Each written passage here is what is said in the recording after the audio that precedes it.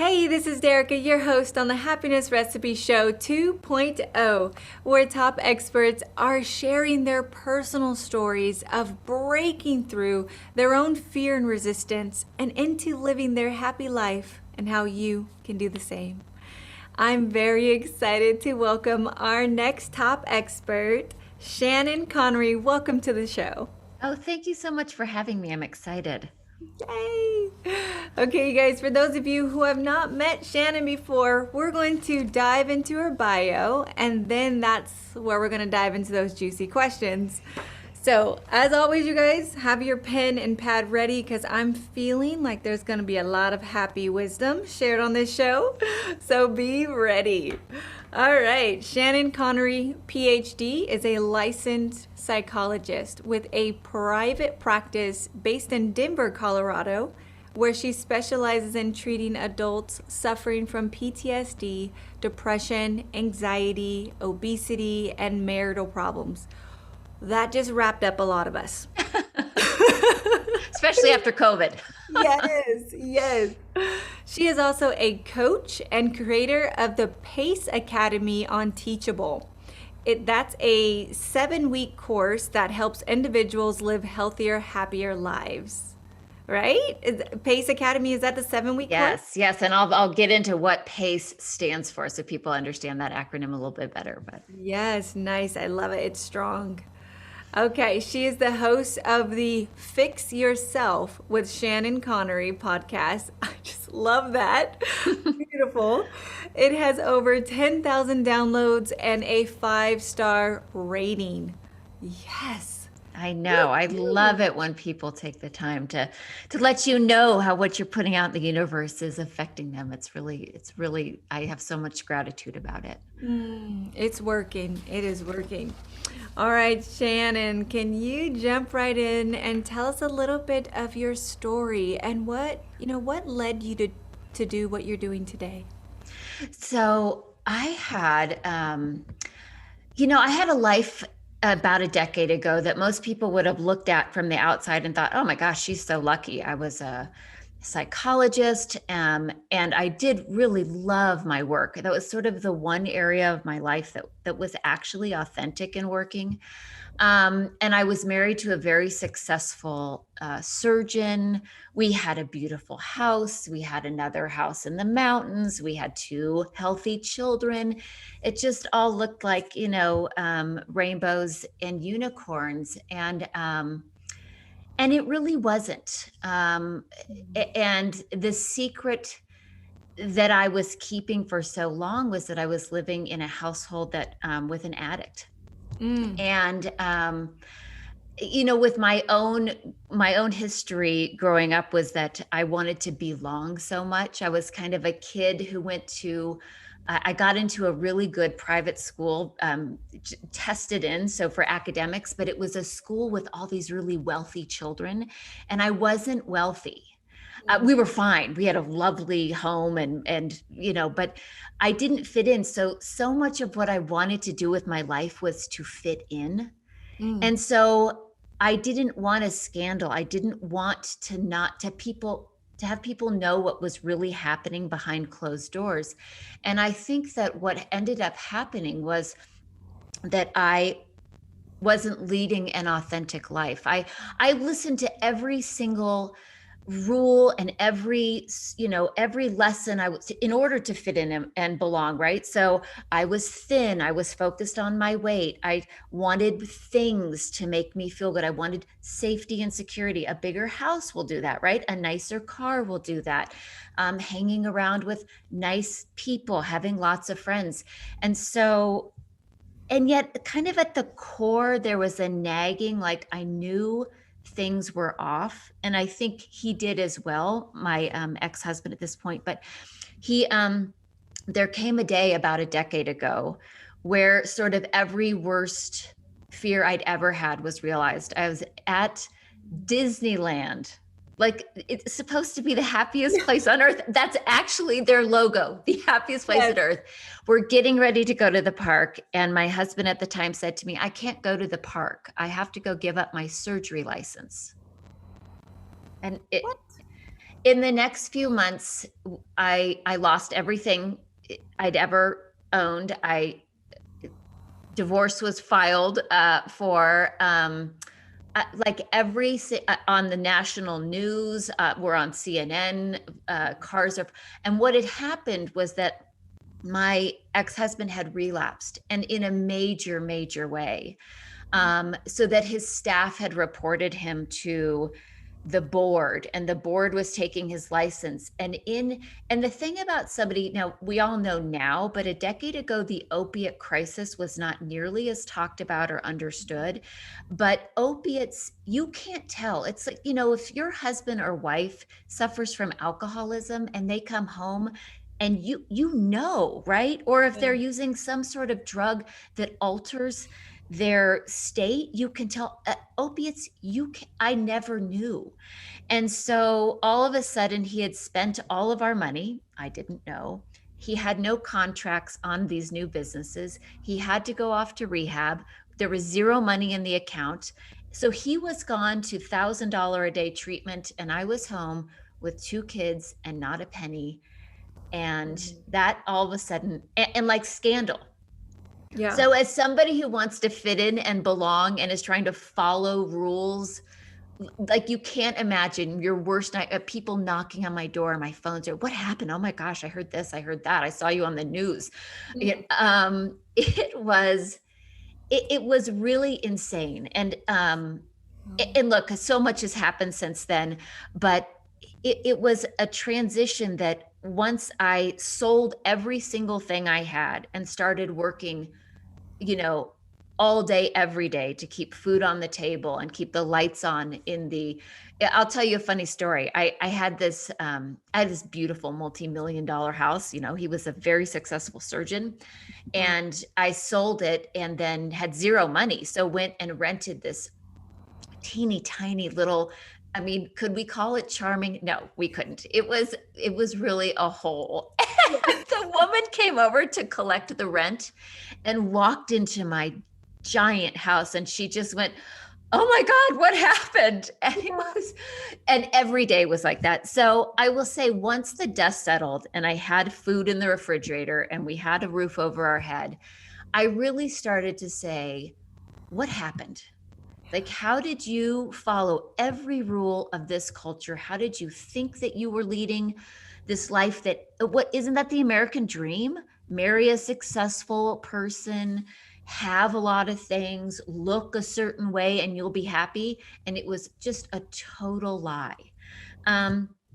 So that's when I was lucky, because as a psychologist, I really just started to dig into the happiness literature and say, what really creates happiness, and how did you kind of ignore it, even though we all know the study that money doesn't make you happy. The interesting thing is most people don't believe it. Most people believe money buys experiences and experiences make you happy. That's kind of the current 2021 thinking, right? We all want experiences. They cost money. We watch the Kardashians. They're having a great time. And the other one is like, if you're skinny, then you're attractive and in control. And so those are our two, as women, those are our two lessons.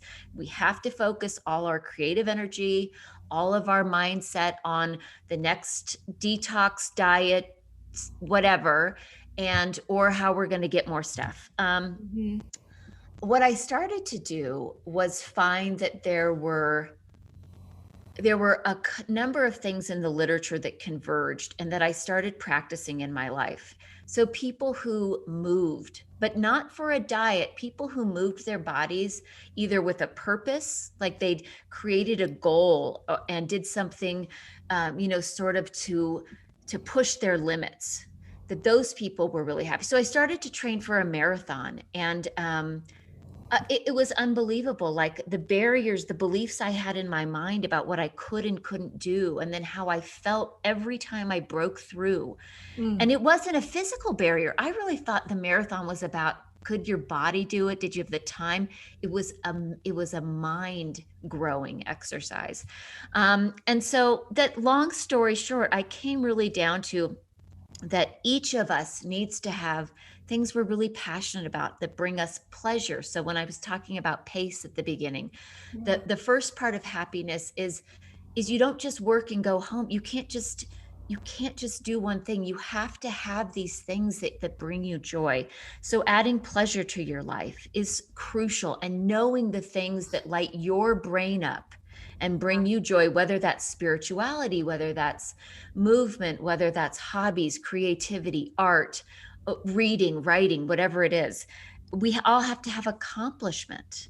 And accomplishment is really tough because in this culture, people either live in accomplishment or they don't have any meaningful accomplishment. Right. So that was another one. And then connection that's genuine.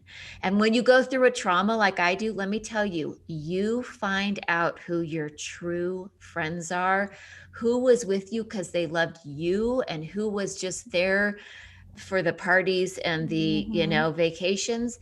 And then movement, so exercise, so pleasure, accomplishment, connection, and exercise. um, and I developed this equation of like knowing myself so well that when I'd start to get irritable or feel down, not Yeah. depression, just like I'm bored, I'm not great, I would go through that list and I could almost go, oh, you haven't seen your friends at all. You've been hiding again because you're Mm. still embarrassed about the event or whatever it was. And I would meaningfully add more of with one thing, or I tend to live in accomplishment. So I have to set boundaries with that and really give myself the freedom to stop and experience joy. So I developed this and then started taking it to my clients and decided to start podcasting about it. And it just really started to change my life. So now my life might look like it used to. I'm still a psychologist, I still work out, but I do everything sort of for a different reason. And I add and subtract things as needed. And like now I'm authentically happy instead of just looking happy to people on the outside. Yes. You guys, I'm taking notes. I hope you are too. I'm This is so good already. I love your story. I love how you just ripped it open. You went raw. I think so many of us suffer with that, facade, that kind of superficial, this is what happiness is because I see it on, social media, whatnot. So I have it. And so, yeah, my picture looks good. But inside, we're just breaking down. Inside, it's like, no, there's that whole foundation that is so shaky and so unhappy. And at some point, it breaks. I love that the way you say shaky. Like, I think that is such a good descriptor that no matter what, we've all kind of got that imposter syndrome. And Yeah. is this really real? Or am I really happy? It's very Mm-hmm. true. You could feel that. And then so you had that breaking point where all of a sudden, all the glitz and glam of the outside, here's this picture just went crashing down.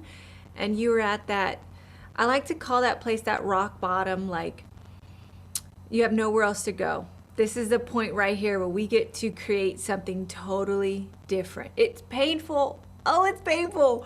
But you were there, and from that state, so you let us in, and then how you were able to come into your authentic happy through your processes, and that's how pace developed and so on. And I just think that is so beautiful how you were able to take a time like that. How am I going to keep my lights on, going from this lavish place down to this shoebox, you know who has been, I have never had a multi-million-dollar house yet, but I've lived in the shoebox.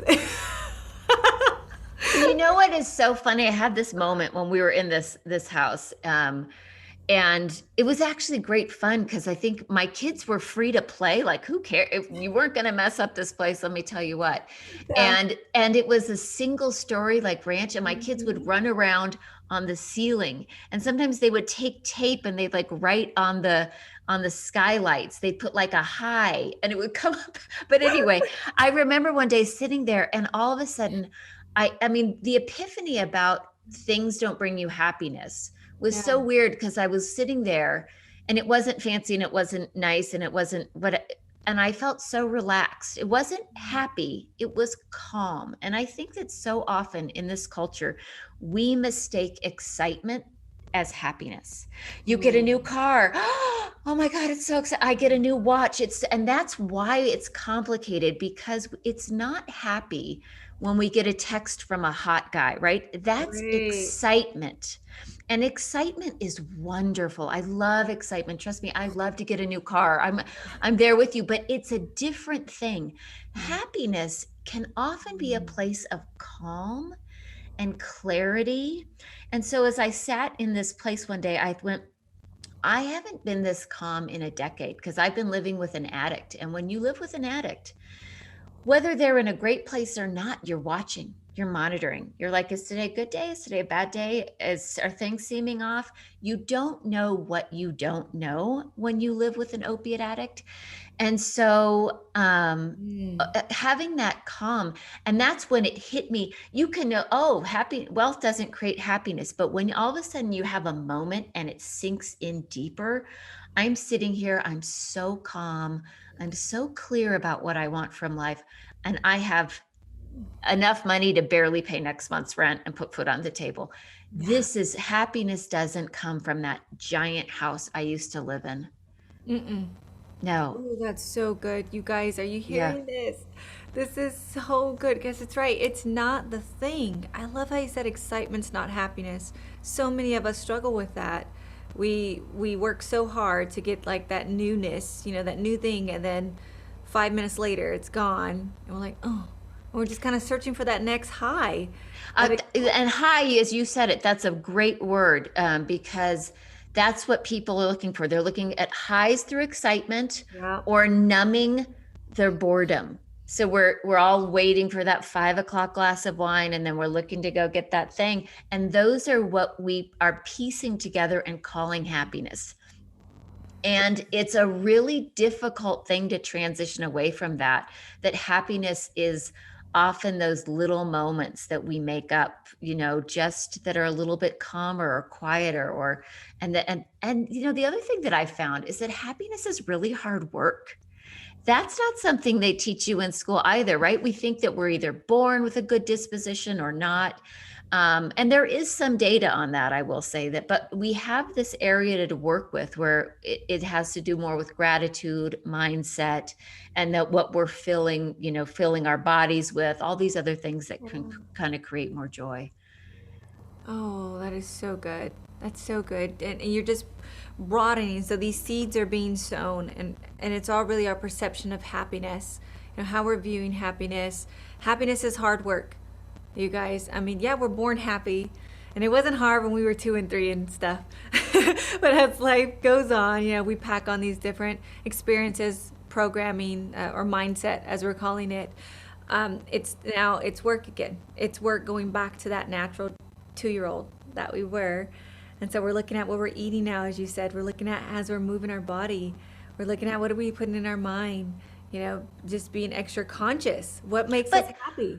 But I love that you brought up children, because look, children do pace so naturally. Yeah. They wake up excited. They don't want to sit around and drink. They're like, when can I see my friends? They are like connection, connection, connection. And I'll tell you, one thing I just noticed, because I had little kids at this time, there's this thing that kids do that we don't do as adults. And it like breaks my heart that we gave up this, that they find the person and then decide on the activity. They're like, I'm going to go down the block and see if so and so can play, and they just leave to Yep. find people, to find a posse, and then they go, well, what should we do?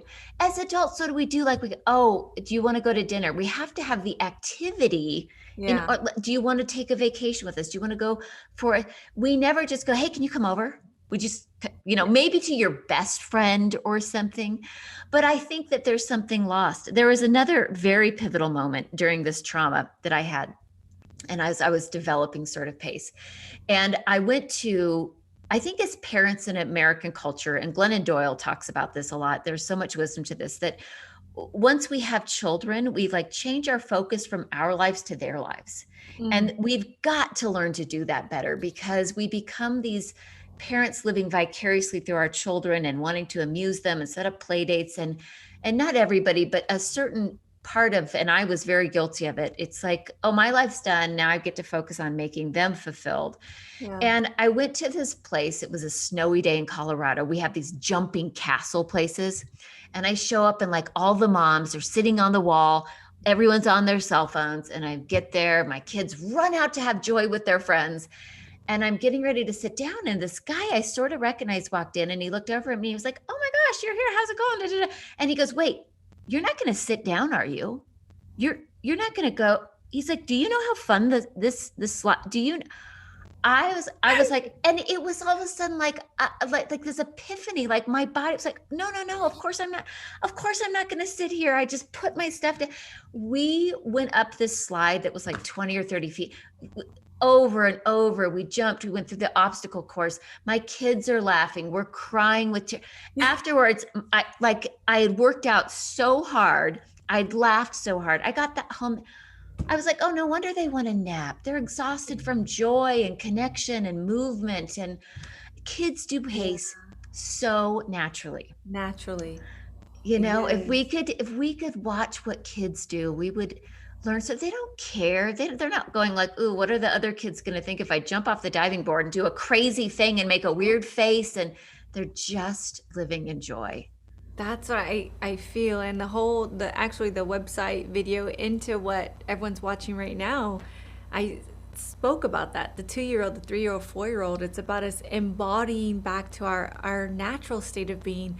We didn't say at 3 years old, wait till I have my cup of coffee, or hold on. There's no 3-year-old walking around saying my back hurts, hold on. There's they fall off the couch, they cry it out, and they get back up and they're jumping on the couch. That is the inner child in us. A lot of us forget it. We forget Yes. it, and we go on into this mundane routine and trying to fix that, fit into every little thing, and it's just so painful and crushing to us. If we can go, just look at I have 4 little kids, and if I, just look at them, they're just so full of life. They're not insecure. They're not judgmental. I love how you said they're like, let's walk down the block and find someone, and then we'll think of something. They're in the moment. Totally. Oh, Totally. No, I agree. And after that day, I always tried to participate. And let me tell you, it's not always easy. Like kids like to roll down things. yeah. And for a while, it kind of made me dizzy. But then I learned about this thing that happens to people who get older and they get vertigo. And the doctor says it's because you don't spin. And when we're kids, we spin. Wow. And that's what they make you do to get past vertigo. And it's like our bodies are actually really made to Yes. keep moving and doing fun things. And when we stop is when we have the problems with obesity and joint pain and all this stuff. So anyway, so that is how I really got transitioned into how do I help people examine like, yeah, you've got friends, you've got a group. Are they really your group? Are they the people who inspire you and fill you up and make you feel safe? Not just that you fit in, but you belong, you feel safe.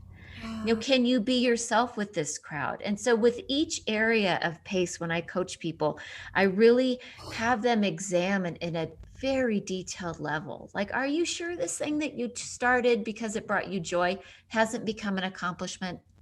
That guitar you took up because you wanted to play guitar, is it now that you have like a lesson every Tuesday and you're stressed and you're practicing? And so it's really a process of discovering how to really be mindful about balance in life. Yo, that's so good. How many of us are just doing this right now? We're like, yes, we pick up certain things, and in the beginning it was great. We thought it was fun, trendy, something. And then we fall out of like that funness, and now it's just a task and it's a job, and like, oh, I got to go to practice again, or whatever it is. And so I love in part of your program, you're actually having your client assess it all. Assess all the little things you're doing, and are we just doing it because we have to? Are Yeah. we doing it And because one of the things I really try to teach people about, this is another huge component to happiness that I find. When everybody's talking about be present, be mindful, all this kind of cliche words that we don't, I like to think of it much more in terms of, so when I used to exercise, I was outcome focused. I wanted to either be there for a certain amount of time. I wanted to burn a certain amount of calories. I wanted to take a class and be done and check it off my list. Yeah. So I was outcome oriented. I was thinking about the results. It's like when our kids are playing sports, we're like, oh, you scored a goal. That's so Yeah. great. You know, you got an A. We're an outcome focused society. And what people are often saying when they say be present or be mindful is sort of like, be process focused. Think about, do I enjoy the exercise I'm doing? Do I like every part of my yoga class? Do I like running, or do I prefer roller skating, or do I prefer hit training, or like be in the, is the thing itself fulfilling? It's the only way people will keep at something, it will become a habit, as if it's really enjoyable during the entire process. And so when your kids, for example, I love this process. I just heard a woman the other day, she said, parents, if they see a C on their kids' report card, they go, oh my gosh, you got a C. Like, why did you get a C? What happened? Didn't you say? And I heard this woman say, like, is that a good C or a bad C? Like, tell me about that C. And her kid looked at her like, what's a good C? She said, well, like, a bad C is where it like would have been a D or an F, but you worked really hard and it was a really hard class for you content wise, but you did it and you got a C. A bad C is a C where like you could have had an A or a B, but you didn't really do the work and you kind of goofed off. That's a bad C. Which one was that C? And that gets kids into thinking about, instead of saying like, did you finish the book? You say, what did you like about the book?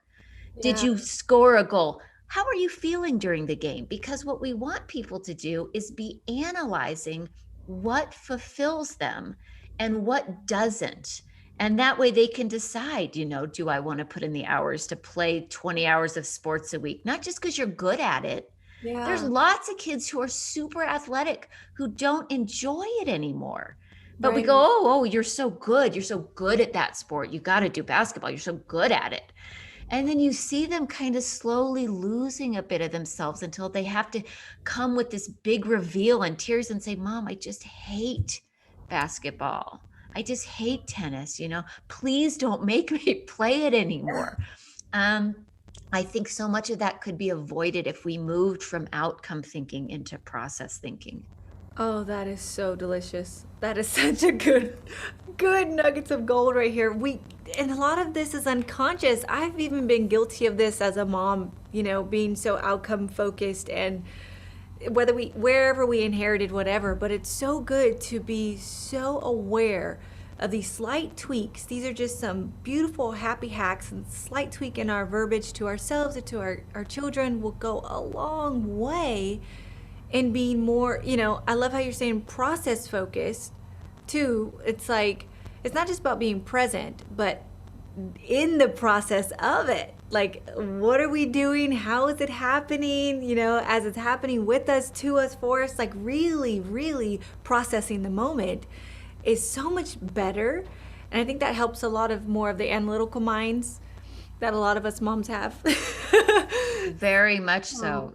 Wow. Yeah, no, I made every mistake. I wish I could go back now, as a 52-year-old and parent my kids again, but what can you do? No, be the best mom now and then grandparent. And, That's it's right. so beautiful because the generations are still happening. I feel like every time we pivot as a parent, we've changed something in their future, no Yeah. matter what they could be to Right. 40. It's like, right as we shift, they shift. And it's like, it's never too late, Yeah.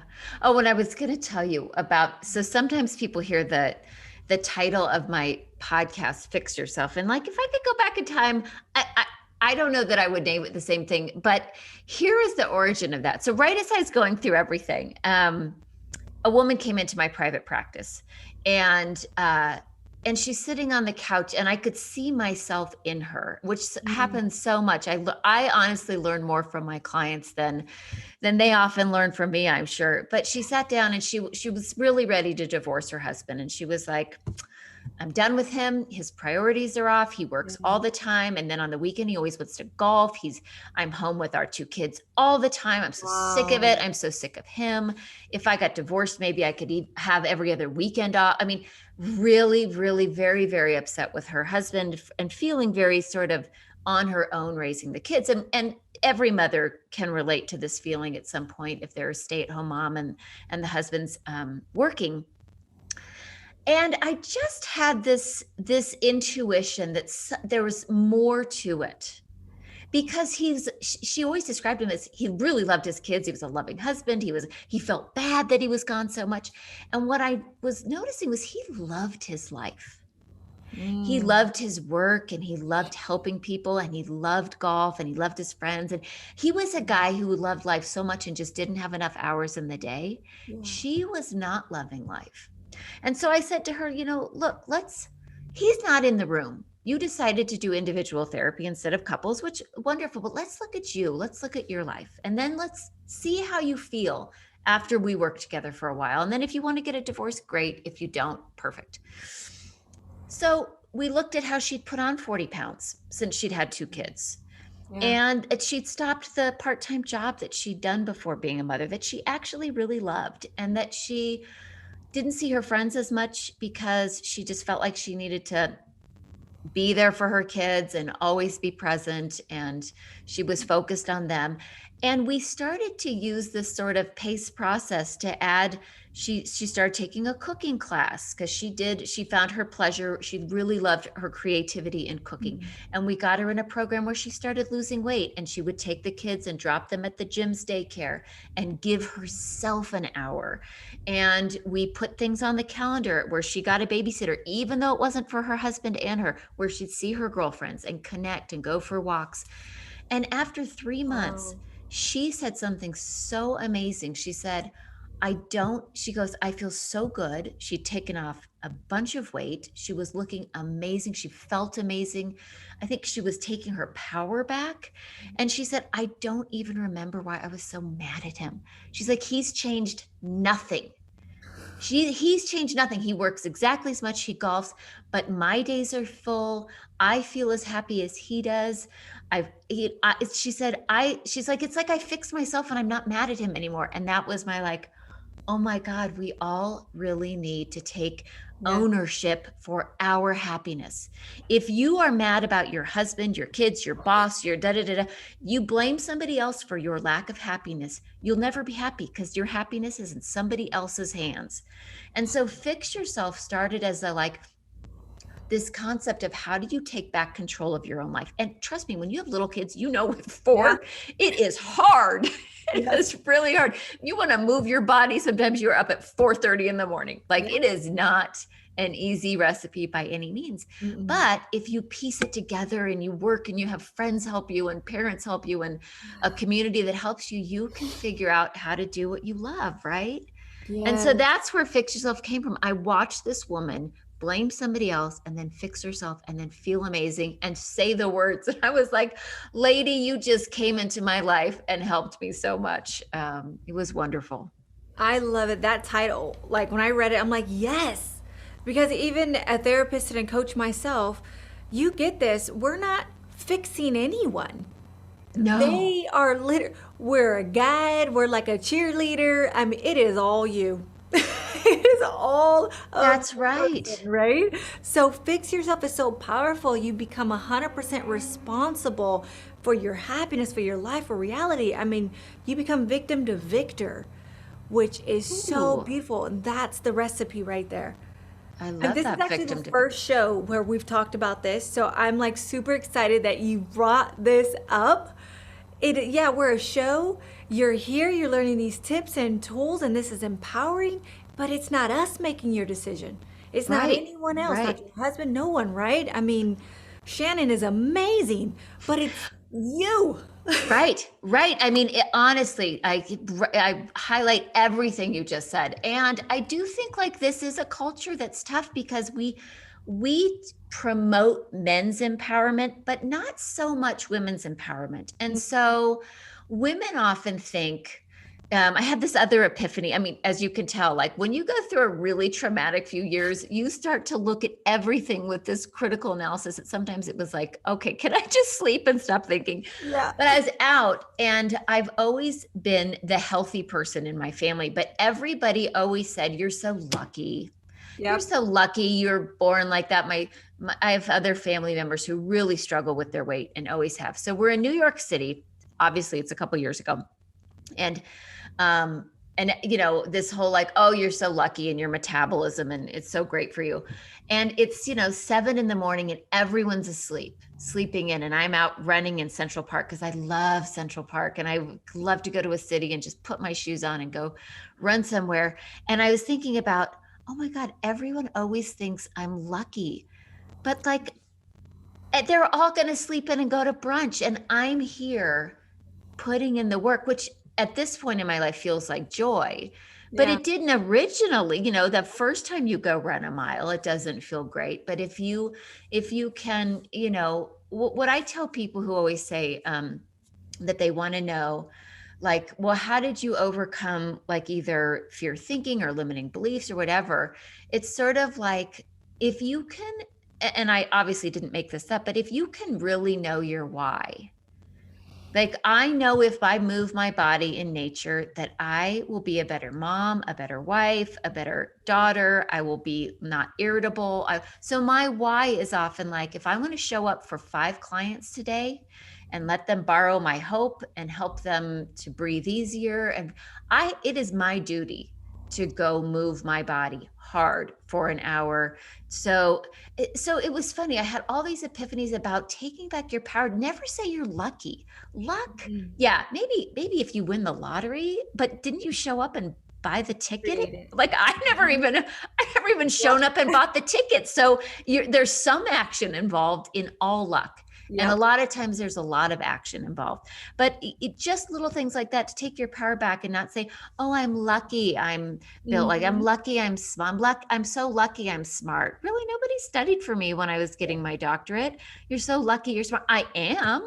I'm lucky, but luck always has to have action attached to it, right? Yes. And so women, I think in particular, this woman, I watched her take her power back, and it was so wonderful. She just took action, teeny little action every day, and it built into this place where she just was like, I feel good about my body. She said, I thought I used to create conflict at night just to avoid intimacy because I didn't like my body, not even consciously. No. And now she's like, no, feel good. Game on. Yeah, totally. Her husband was liking her therapy too. Everybody benefits. Yeah. That is so amazing. I used to get that too. You're just so lucky. You're just so lucky. Everyone in my family also struggles with obesity and a lot of different struggles. And I was like, no, I'm getting my ass up at 4 a.m.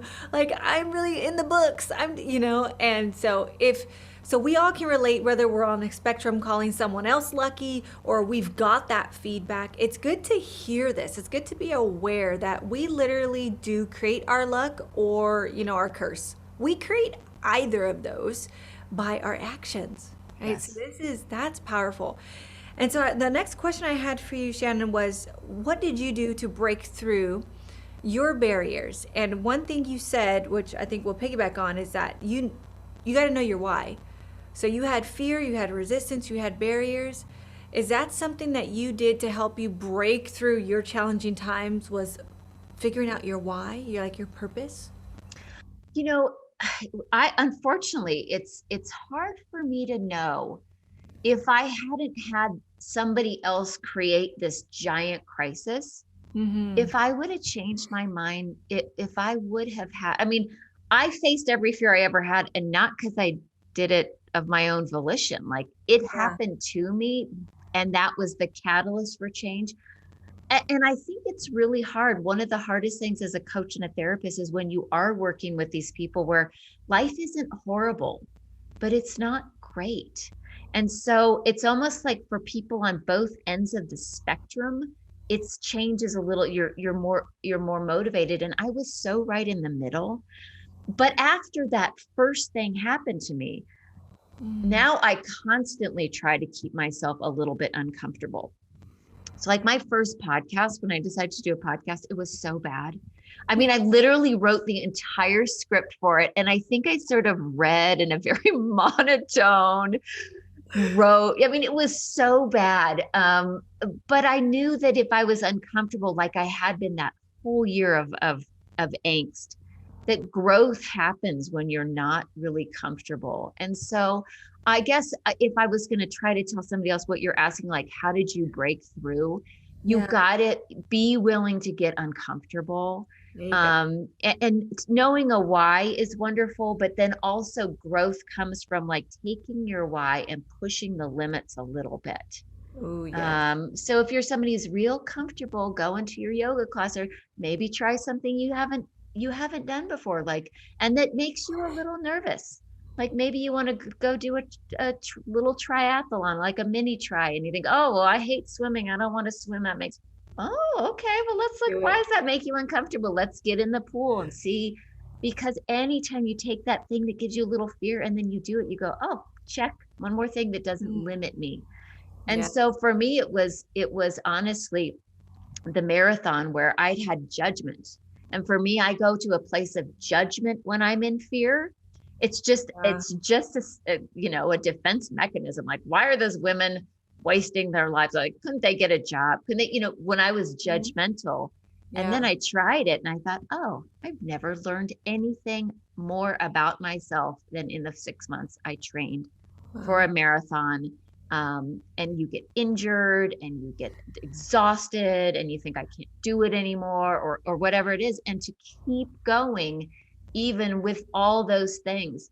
And I also really found that there's this weird thing where if you visualize something, and some people call it manifesting, some visuals, vision boards, they're all based on this concept that if you play your future in your mind, before you do it, it's almost like the pathway for success is there. Yeah. So I would have run like 11 miles and never done it before. And then, a couple weeks later, you map out on a map and visualize it and prepare for a 15-mile run. And all of a sudden, your body will go that, even though why? Why can it all of a sudden do that? But not one step more than you, like by 15 miles, you're like crawling to the door. And it's just phenomenal, this interaction of planning, thinking you can, know you can't. It's just an amazing place. So honestly, there's so many ways to overcome barriers and limitations, but they really have to do with facing fears. And you have to I use a technique that I tell people, whatever your fear is that keeps you, if you're in avoidance, if you want to move your body, but you're too scared, like I can't do a half mile. Well, cut it in half. Could you do a quarter? No. Cut it. Could you walk to the corner? Like whatever your approach versus avoidance point is, find it. Find the approach point and then just add micro and in whatever. So if you can't write a book, but it's in your mind, then can you write a paragraph? Could you write a paragraph every day? Because if you do that, in a year, you got a book. So it's a really easy way, but those are the kind of some of the little micro hacks I used for getting past limitations. I love that, you guys. I hope you're taking notes. These are awesome micro hacks because it's like, I always say, so go back to your the imagining part, the visioning yourself doing it. Our brain sits in this black box. It really has no idea if you're really doing it or imagining it. Doesn't know. But if you look at the research, all the top athletes, pro stars, they all visualize themselves winning the game first. It's like on the golf game, on the field, they'll go through and they'll imagine hitting that ball and where it hits and how it goes and themselves, like how they are and feeling in the game. Because that's all that's like the foundation is being set, right? In the mindset. I love how you say it's kind of paving the way already. It's like paving the way for you happening. You're going to face those fears in there. You're going to rewrite that story in there. And then as you embark on it, go as far as you can go. I like how you said the micro was like, if the whole book scares you or the whole marathon scares you, keep hacking at it until you can go, until you can leap and do that step and then to the next step, because eventually you'll get it. Right? Yeah, we all have these weird approach avoidance points that we're not aware of. Yeah. The belief that, oh, I can do this, but I can't do this. And it's often funny. Mm. It's like, where did we get those? We all have them, but how ours developed, it's just interesting. Um, so, another happiness hack. So, pace, obviously, as I talk about it, here we are in a pandemic, it's really hard, right? Yeah. Connection's been like beyond hard. Mhm. And so is pleasure for me. I'm a big traveler, and so for me, often even just the planning the travels help, and then visualizing what it's going to be like, and Yeah. and planning the hike, and looking at the mountain and the place I'm going to go. So not traveling for a long time, it's been tough. So one of the things I've been doing during the pandemic is, I think our brains, as everyone out there knows, we have these thing called automatic negative thoughts. In psychology, we call them ants. And uh and they're just our fear brain keeping us safe. I appreciate them. Now I just notice them. They come, they're just going to. So I was noticing during the pandemic that, like, every day I'd go like, oh God, another day. All right, I've got Mm. 5 client calls, and then what? And then, and so I started doing this thing where I made myself lie there and think about one thing that I would look forward to that day.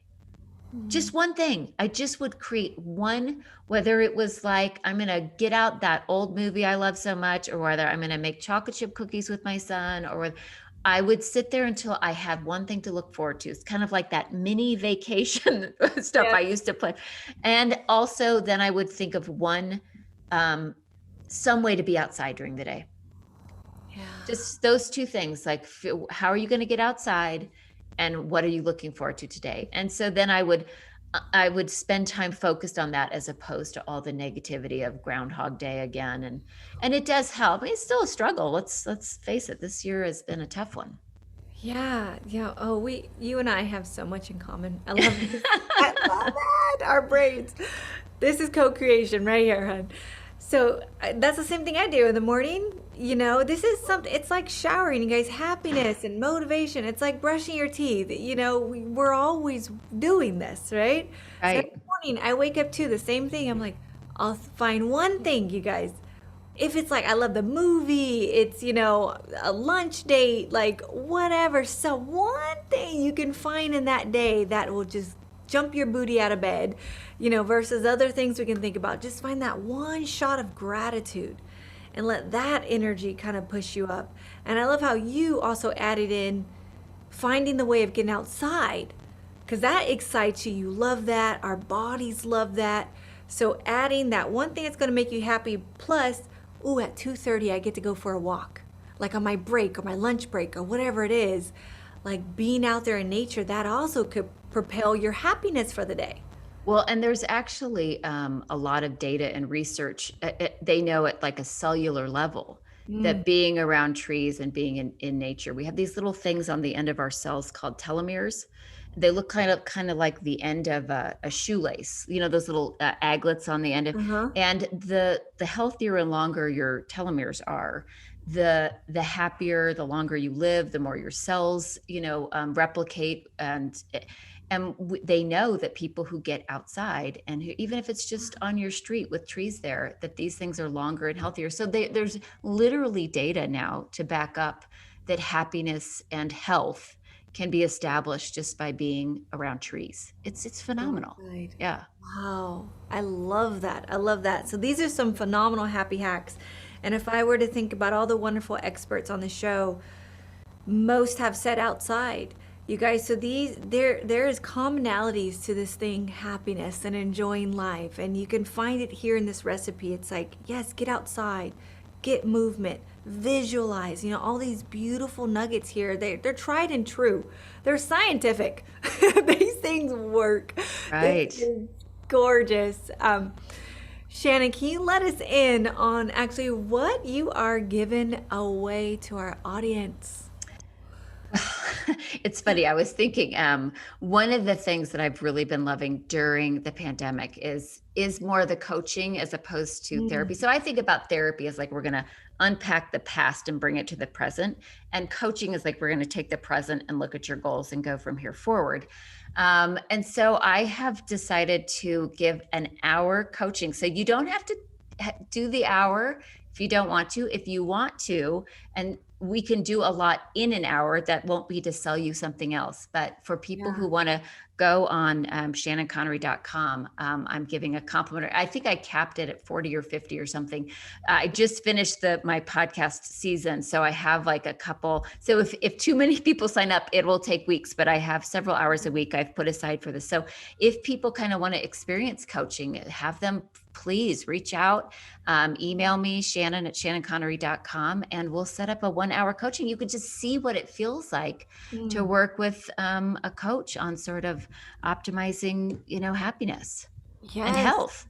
Yes, that's a very generous gift. I'm super excited about this. You guys, to spend a whole hour with Shannon, like having someone, I always say coaching and best friends and mentors. I mean, having someone on the outside of you who specializes in this, sees you in your full potential, has your back in your goals, is valid. I mean, it's a part of our growth because we have blind spots by ourselves. By ourselves, it is tremendously hard to make shifts. It is firsthand to tell you. But having someone like Shannon by your side, a whole hour, you guys, come on. This is amazing. Like, I'm going to jump on this. Honestly, I've never ever done this before. I have my freebie is usually I have a questionnaire that people can go to the website and download and take. I've never done this before. We'll see how it's a lot of people, but I've found that one of the ways for me to connect and the joy during the pandemic is giving back. So I can't wait. And if people want to see, my work, they can go on the website, listen to the podcast, see if it's stuff that you're interested in. And if so, this connect. is your limit. Let's do it. This is your creation. Having someone, talk about what is making you happy, see the activities, and being able to spill just like your feelings and thoughts, and having someone examine that for you and make slight tweaks and love is it's absolutely incredible. It's just priceless, you guys. So link below. It'll be her website, all the ways that you can connect with her. Please, she's on social media too. Her posts are phenomenal. Thank you so much, Shannon, for your lovely, almost a whole hour on the show. Thank you for having me. I just hope to impact as many people and, sort of change the messaging for women and help that people can really find happiness and not waste your time talking about one more diet ever. I know, one more fad, one more trend, whatever it is. Just being that child. I love that. Going back to your inner child. Thank you so much, Shannon. You're welcome. And thank you everyone for watching. May you never be the same. You have given us a whole hour in this transmission of happiness. Hope you have taken your notes like me. And I will see you guys on the next episode. Bye-bye.